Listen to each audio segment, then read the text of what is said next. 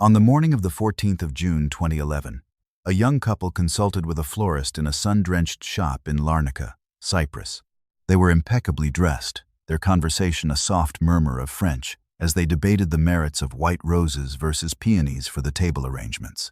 To the proprietor, they were just another pair of wealthy expatriates planning a lavish destination wedding, a common enough sight in the coastal city. The man, who called himself Leo, possessed the easy confidence of someone accustomed to navigating the world of finance, while the woman, Anya, had the quiet, observant grace of an artist. Their fabricated history was a tapestry woven with meticulous care over 18 months, a chance meeting in Geneva, a whirlwind romance in Paris, and now a celebration of their union to be held at a private villa overlooking the Mediterranean. In reality, Leo and Anya were not lovers, their names were not their own, and the wedding they were planning was a sophisticated trap, the culmination of a multi-year intelligence operation codenamed White Veil. The flowers, the catering, the string quartet, and the 300 engraved invitations were all pieces of an elaborate stage set, designed with a singular purpose: to lure one of the world's most elusive and dangerous men into a controlled environment where he could be neutralized and extracted without a trace. The target, a man known to intelligence agencies only as the Architect, would not be a guest at the wedding. He was intended to be its final, unseen casualty. The problem that necessitated Operation White Veil had been festering for nearly a decade within the highest echelons of Western intelligence. The Architect, whose true name was Tariq al-Hamdani, was not a frontline commander or a charismatic ideologue, but something far more perilous. He was the logistical and financial linchpin of a sprawling transnational terrorist network. While other leaders made headlines with fiery speeches, al-Hamdani operated in the shadows, a master of a global dark economy. He orchestrated the movement of funds through a labyrinth of shell corporations, cryptocurrency exchanges, and informal hawala networks, ensuring a constant flow of capital to fund operations. More critically, he was a procurement genius, sourcing everything from encrypted communications hardware and night vision goggles to the chemical precursors for sophisticated explosives and the guidance components for man-portable air defense systems. His effectiveness had transformed his organization from a regional threat into a global menace with advanced capabilities. He was a ghost in the machine, a man who had never been reliably photographed, who changed his digital footprint weekly, and whose paranoia was legendary. He communicated through multi-layered encryption using single-use devices, never slept in the same location for more than 2 consecutive nights when traveling, and employed a small, fanatically loyal security detail drawn from his own clan. Neutralizing him was not merely a matter of eliminating a leader. It was about collapsing the entire operational skeleton of his organization. Previous attempts to apprehend or eliminate Tariq al-Hamdani had ended in catastrophic failure, each one serving only to reinforce his mystique and heighten his operational security. In 2007, a signals intelligence effort that took 6 months to penetrate his communication network was rendered useless when he abruptly abandoned the entire platform, correctly intuiting that a single node had been compromised. His digital hygiene was immaculate. He utilized cascading virtual private networks routed through non-cooperative states and employed steganography to hide messages within innocuous image and audio files, making his data traffic indistinguishable from the background noise of the internet. In 2009, a human intelligence asset, a disgruntled cousin who had been painstakingly cultivated for over 2 years by a case officer from the French DGSE, was summarily executed 2 days before a planned meeting. An after-action review concluded that al-Hamdani had likely administered a layered voice stress analysis during a routine communication, a technique he was rumored to have learned from a disgraced former Stasi officer. The most recent attempt, a planned drone strike in the Waziristan region of Pakistan in late 2010, was aborted at the last second. The intelligence pinpointing his location at a specific compound was perfect, but al-Hamdani, acting on what could only be described as a preternatural sense of danger, had left the vehicle he was traveling in less than a kilometer from the target location and proceeded on foot through a ravine, a route that rendered him invisible to thermal imaging. These failures made it clear that conventional methods were futile. He could not be tracked electronically, he could not be infiltrated through human assets, and he could not be targeted kinetically with any degree of certainty.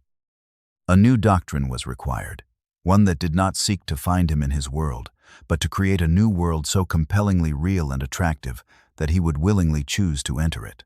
The psychological profile of Tariq al-Hamdani, assembled from fragments of intelligence and academic analysis of his few authenticated communications, was the key that unlocked the concept for Operation White Veil. Born into a once prominent but politically marginalized family in Damascus, he was a brilliant student who had earned a master's degree in international finance from the London School of Economics.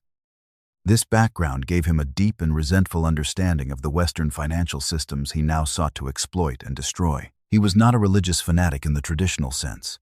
His motivations were rooted in a complex mixture of secular anti-imperialist ideology, profound personal grievance over the decline of his family's fortunes, and a powerful narcissistic belief in his own intellectual superiority. He viewed his work not as terrorism but as asymmetrical warfare, and himself as a strategic genius outplaying the lumbering intelligence bureaucracies of the West. His meticulous paranoia was his greatest defense, but the profile identified a critical, exploitable flaw: a deep-seated vanity and a craving for the legitimacy and status he felt the West had denied him. While he eschewed public recognition, he privately cultivated the tastes of the global elite. He was known to appreciate vintage Bordeaux, bespoke tailoring, and modern European art. It was this psychological fissure, the conflict between his clandestine existence and his desire for the trappings of the world he professed to despise, that the planners of Operation White Veil intended to fracture. The operation would not target the terrorist logistician. It would target the frustrated aristocrat. The proposal, when first presented to the Clandestine Operations Directorate, was met with stunned silence, followed by deep skepticism. It was audacious to the point of seeming theatrical. The plan was to construct an entirely artificial reality, a honeypot of unprecedented scale and complexity. The central element was the creation of two deep-cover operatives who would pose as a wealthy, well-connected couple. The groom, Leo, would be the scion of a fictitious but verifiable Belgian shipping dynasty. His legend was crafted to place him at the helm of a new, aggressive maritime logistics firm specializing in discreet, high-value cargo transport in the Eastern Mediterranean, a business profile designed to be irresistible to a man like al-Hamdani, who was always seeking new, legitimate-looking channels to move illicit goods.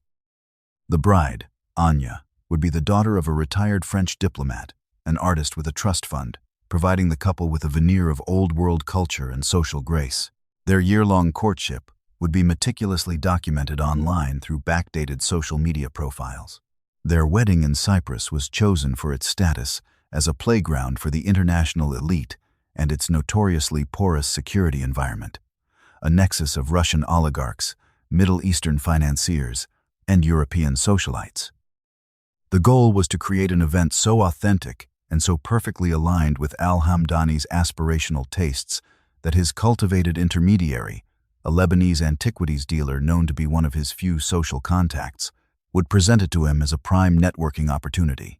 The invitation would not be to meet a terrorist financier, but for one sophisticated businessman to meet another, with the wedding providing the perfect cover for a preliminary discussion. The obstacles to success were monumental, and each was systematically analyzed and war-gamed. The first and most significant hurdle was the creation of the legends for Anya and Leo. These could not be simple cover stories. They had to be entire lives, robust enough to withstand the deepest scrutiny from a pathologically suspicious target. This required the fabrication of decades of documentation, birth certificates sourced from defunct municipal registries in Brussels and Lyon, school records, university transcripts from the Sorbonne and INSEAD, and even childhood medical records. A digital ghost team was tasked with creating a vast, interlocking web of online evidence, including social media profiles for the couple and their dozens of friends, all controlled by the agency, university alumni listings, and mentions in fabricated articles in niche business journals. The second major obstacle was the creation of the groom's company, Helios Maritime Logistics. This was not just a website and a phone number. A physical office was leased in a prestigious building in Limassol, staffed by cleared agency personnel who were trained to act as corporate employees. The company was legally registered, possessed active bank accounts with substantial and clean capital, and even owned a small fleet of 3 aging but seaworthy coastal freighters, whose wear patterns were artificially aged to match vessels operating in the region. Every detail had to be perfect, as al-Hamdani was known to conduct forensic-level due diligence. The final and most delicate challenge was managing the guest list. The 300 invitees would be a carefully curated mix of actual foreign diplomats and business figures who were witting to the operation or whose presence could be arranged without their knowledge, alongside a majority of guests who were, in fact, intelligence operatives from allied services, comprising surveillance teams, security elements, communication specialists, and a medical unit. The logistical effort to move, house, and brief this clandestine army under the guise of a wedding party was a sub-operation in itself, fraught with the constant risk of a single mistake exposing the entire charade. The selection of the 2 lead operatives was the most critical decision in the entire preparatory phase. The role of Anya was given to a 3-4-year-old woman from the agency's Psychological Operations Division. A trained clinical psychologist who spoke 4 languages fluently, including unaccented Parisian French, she was chosen not for her fieldcraft skills, but for her preternatural ability to project calmness and read micro-expressions. Her task was to be the social anchor of the operation, to embody the effortless charm of old money, and to manage the intricate social dynamics of the wedding event while under unimaginable pressure. Her training involved months of tutelage with etiquette coaches, art historians, and even a sommelier. She was conditioned to inhabit the persona of Anya so completely that her physiological responses during a potential lie detector test would register as truthful. The operative chosen for Leo was a former naval intelligence officer who had spent 5 years tracking maritime smuggling networks before being recruited by the agency. His background in the complex world of shipping manifests, bills of lading, and port authorities made him a natural fit for his role. He possessed a photographic memory and an innate talent for mental calculation, allowing him to discuss complex financial and logistical details with genuine authority. His preparation involved embedding with a real Belgian shipping firm for 6 months to absorb the culture, the jargon, and the subtle mannerisms of its executives. Together, they spent a full year living as Leo and Anya in a secure agency facility designed to replicate a Parisian apartment, their every interaction monitored and refined by a team of psychologists and behavioral analysts. They were not just learning a script, they were forging a shared history, building a foundation of fabricated memories from which they could draw spontaneously and convincingly. The construction of their cover identities was an exercise in obsessive detail. The digital team, operating from a secure facility in Virginia, began by creating social media profiles for Leo and Anya that were backdated 7 years. They populated these accounts with thousands of photographs and posts, creating a digital narrative of their lives. Photos from Anya's childhood in the French countryside were created using period-correct clothing and advanced photo manipulation software to insert a younger version of the operative into authentic family. Pictures acquired from a defunct photo studio. Leo's university years were documented with pictures of him at INSEAD, digitally inserted into group photos from the years he would have attended. Their relationship was chronicled with a series of carefully staged, candid photos taken in Geneva, Rome, and London, each one geotagged and uploaded with plausible timestamps. Beyond the digital realm, a physical history was created. A law firm in Brussels, a long-standing agency front, held a complete set of legal documents for Leo's family trust. A gallery in Paris displayed 2 of Anya's paintings, actually created by a professional artist in a group exhibition, with a review mentioning her by name appearing in a small, obscure art blog. Even their props were imbued with history. The vintage Patek Philippe watch Leo wore was chosen because its serial number traced back to a Geneva jeweler in 1988, the year of his fabricated birth. Anya's cat, a fluffy Persian named Balthazar, who accompanied them to Cyprus, was not just a pet, but a calming agent and a powerful tool of normalization, his presence in their rented villa making their domestic life seem utterly authentic to any watching eyes. The technological and tactical preparations for the operation were equally intricate. The chosen venue, a secluded cliffside villa outside Paphos, was leased for 6 months prior to the event under the guise of needing extensive renovations. During this period, a technical team from the agency's Special Activities Division embedded a comprehensive surveillance suite into the very fabric of the building. The walls were lined with a fine mesh of fiber optic microphones, capable of capturing conversations from any room. Miniature high-definition cameras, with lenses no larger than a pinhead, were concealed in light fixtures, smoke detectors, and even within the ornate plasterwork of the ceiling cornices. The entire system was passive, emitting no detectable electronic signals, and was hardwired to a listening post established in the villa's wine cellar. The tactical plan for the event itself was choreographed with the precision of a ballet. Each of the operative guests had a specific role. A team of signals, intelligence specialists, posing as the wedding band's road crew, would deploy a localized cellular jammer at the critical moment to prevent any external communication from Al-Hamdani's security detail. The catering staff were composed of members of the agency's security service, each armed with concealed sidearms and trained in close-quarters combat.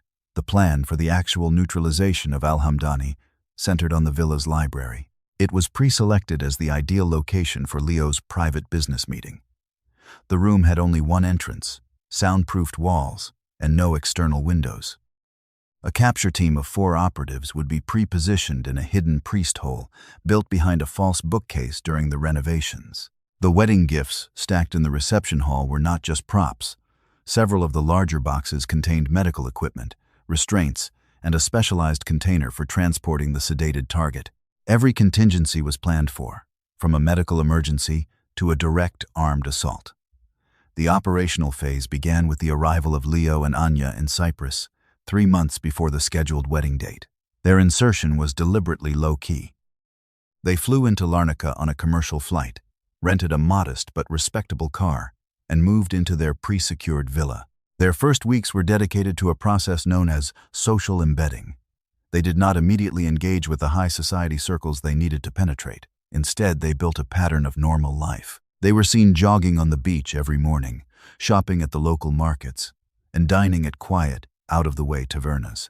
Anya set up an art studio in a spare room, and the smell of turpentine often wafted from the villa. Leo joined a prestigious yacht club in Limassol, not to socialize aggressively, but to be a quiet, consistent presence, slowly becoming a familiar face to the local business elite. He spent his days at the Helios Maritime Logistics Office, taking meetings with legitimate local suppliers and port officials, building the company's credibility layer by layer. Every action was designed to create a bedrock of normalcy, a history on the island that would seem organic to anyone who might be conducting counter-surveillance.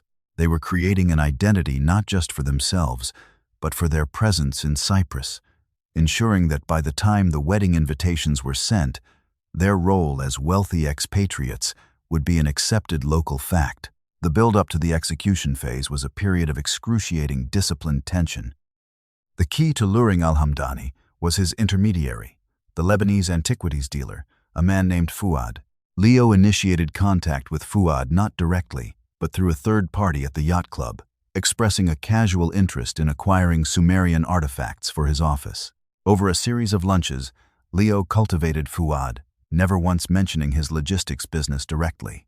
Instead, he projected an image of a man with more money than he knew what to do with, subtly complaining about the difficulties of moving certain sensitive acquisitions discreetly across borders.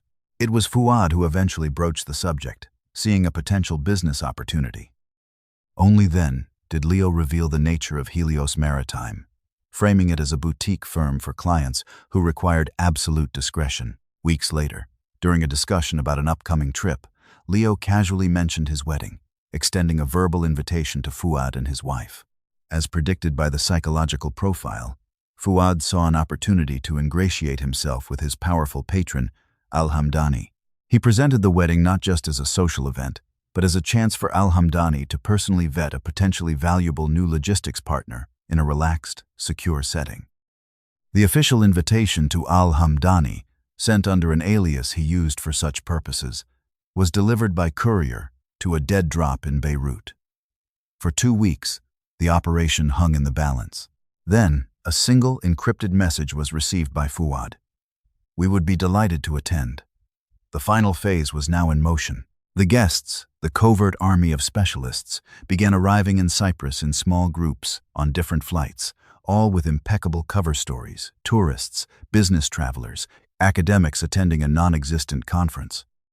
In the 72 hours before the wedding, Leo and Anya ceased all external communication, their every moment now dedicated to final preparations and mental conditioning, the silence in the villa thick with the weight of what was to come. The day of the wedding dawned bright and clear, the Mediterranean a placid sheet of turquoise. From the outside, the villa was a scene of joyful, organized chaos. Florists arranged massive bouquets of white roses, caterers polished champagne flutes, and the gentle notes of a string quartet tuning their instruments drifted on the sea breeze. Anya, in a bespoke couture gown, was the image of a radiant bride, her calm smile betraying none of the immense strain she was under. Leo, greeting the first wave of guests, moved with an easy grace, his mind a cold repository of facial recognition files, tactical triggers, and contingency plans. Tariq El-Hamdani arrived late, as expected, a power play to establish dominance. He was not as the intelligence files had suggested. He was shorter, with a bookish, almost academic air that belied the lethality of his work. He was accompanied by Fuad and 2 bodyguards, who were politely but firmly denied entry to the main reception by the operations security chief, posing as a wedding planner who explained that it was a strictly private affair. The bodyguards were directed to a comfortable waiting area, which was, in reality, a soundproofed room from which they would not emerge until the operation was over. Al-Hamdani, stripped of his security, seemed momentarily disoriented, but his ego and the overwhelming authenticity of the scene quickly reassured him. He accepted a glass of champagne and allowed himself to be drawn into the carefully orchestrated social whirl. For 2 hours, he was allowed to mingle, to observe, to feel secure. The climax was initiated with a simple, prearranged phrase. As the sun began to set, Leo clinked his glass for a toast, and in his speech, he mentioned his hope for a future as clear and transparent as the waters of the Aegean. This was the signal. Moments later, he approached Al-Hamdani, clapping him warmly on the shoulder and suggesting they step into the library to discuss the Sumerian acquisition in private. Al-Hamdani, disarmed by the wine and the atmosphere, readily agreed. As the heavy oak door of the library clicked shut behind them, the cellular jammer was activated, and the capture team moved from their concealment. The takedown was brutally efficient and utterly silent. Before Al-Hamdani could process the shift in Leo's demeanor, a needle so fine that it measured only 3 millimeters in diameter was injected into his neck, delivering a powerful, fast-acting synthetic opiate. His eyes widened in brief, shocked comprehension before he slumped unconscious into the arms of the waiting operatives. The entire act, from the door closing to the target being sedated and secured, took less than 4 seconds. The extraction phase was a masterpiece of misdirection and logistical precision. While the party continued outside, the sound of music and laughter providing a surreal backdrop, the unconscious Al-Hamdani was stripped of his clothing and dressed in a tuxedo, identical to those worn by the other male guests. A medical officer monitored his vitals, ensuring the sedative dosage was perfectly maintained. 10 minutes after they had entered the library, the door opened, and 2 members of the capture team, now appearing as concerned friends, emerged supporting a drunken Leo between them, his head lolling theatrically. It was, of course, not Leo but Al-Hamdani, his face partially obscured. They announced loudly that the groom had had a little too much champagne and that they were taking him to lie down. No one batted an eye. They moved him through a service corridor to a waiting vehicle, a black Mercedes identical to the cars used by the limousine service for the event. The car did not head for the main gate. Instead, it drove down a narrow, paved track, originally disguised as a gardener's path, leading to a small, private cove at the base of the cliffs below the villa. There, a rigid inflatable boat with a silenced engine was waiting. The transfer was made in darkness. As the boat sped out into the open sea, its radar profile mimicking that of a local fishing vessel, the second phase of the exfiltration began. Back at the villa, the wedding party began to wind down. The real Leo and Anya circulated among the remaining guests, bidding them a cheerful goodnight. One by one, and in small groups, the operative guests departed, their vehicles taking them not to hotels, but to multiple extraction points around the island.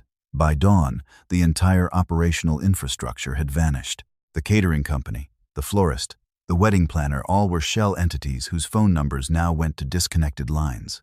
Leo and Anya were the last to leave. driven directly to a secure runway at the British sovereign base area at Akrotiri, where a military transport plane was waiting. The Helios Maritime Logistics Office in Limassol was found empty, wiped clean of all data and fingerprints.